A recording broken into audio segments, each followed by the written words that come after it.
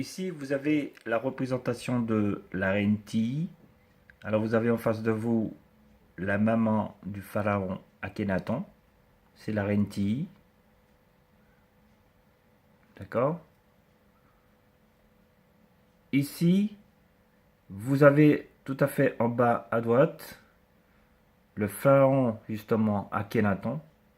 D'accord? En compagnie de son épouse et de ses enfants. D'accord?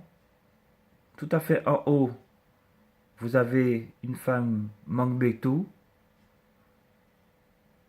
qui est représentée. Observez la forme du crâne de cette femme qui a la forme du crâne du pharaon Akhenaton. Et d'ailleurs aussi de Néfertiti, l'épouse du pharaon Akhenaton.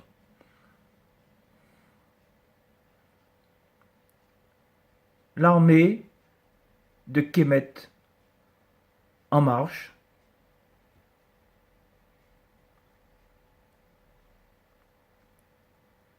Alors, je vous laisse observer ici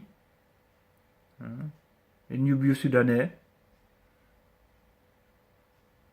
et un guerrier Maasai à droite qui est identique aux soldats policiers du pharaon Amenophis IV.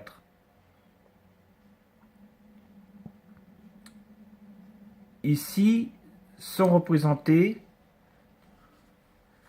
des Nubio-Soudanais avec aussi des Égyptiens.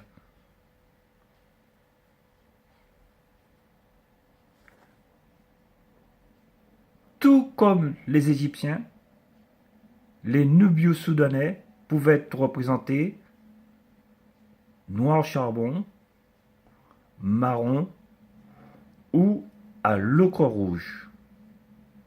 Il faut savoir que depuis le Paléolithique supérieur, les Africains se sont peints à l'ocre rouge.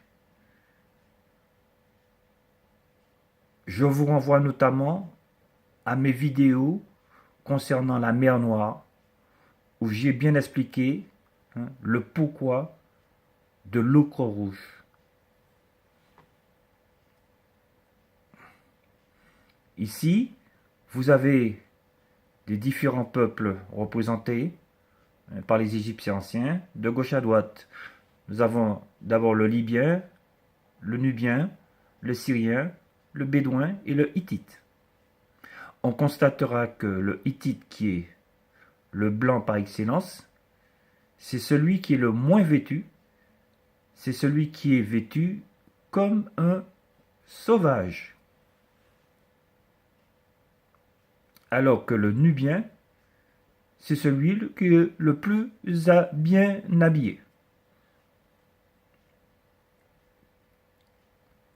Là, vous avez sous les yeux, comparaison, d'accord, entre à gauche des Soudanais et à droite des Égyptiens. Identiques.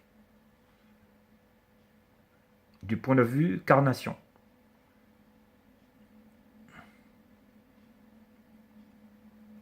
Ici,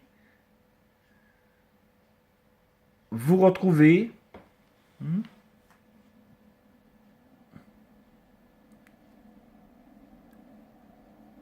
des symboles qui ont été faits sur l'encensoir, en fait, un encensoir retrouvé en Nubie, et où est figuré les toutes premières représentations, d'accord, de symboles qui vont être déterminants dans l'histoire de Kemet. C'est-à-dire la façade de palais, c'est-à-dire la couronne de la Haute-Égypte, etc., etc. Sous l'encensoir de Costule, vous retrouvez beaucoup de symboles pharaoniques. Voilà. Et là, on est vraiment dans le sud-africain.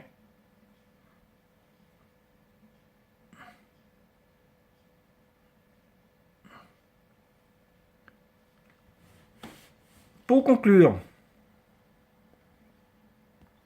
Voici ce que Cheikh Anta disait. Ainsi, l'Afrique nègre que l'Europe veut faire passer pour un continent sans passé historique a abrité les plus anciens guides de l'humanité dans la voie de la civilisation. Ce sont ceux qui ont créé les arts, la religion, en particulier le monothéisme, la littérature, les premiers systèmes philosophiques, l'écriture, les sciences exactes, entre parenthèses, physique, mathématiques, mécanique, astronomie, calendrier, etc., la médecine, l'architecture, l'agriculture, etc., à une époque où le reste de la Terre, c'est-à-dire l'Asie, l'Europe, plus précisément Grèce, Rome, était plongé dans la barbarie.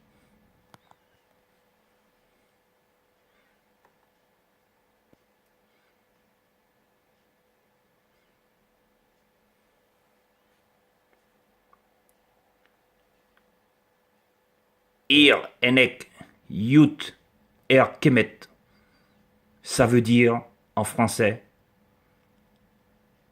accomplis ton retour vers Kemet. Je vous remercie. Ankoudia Seneb, vie, santé, force. Mat, c'est-à-dire vérité, justice, équilibre cosmique, équité.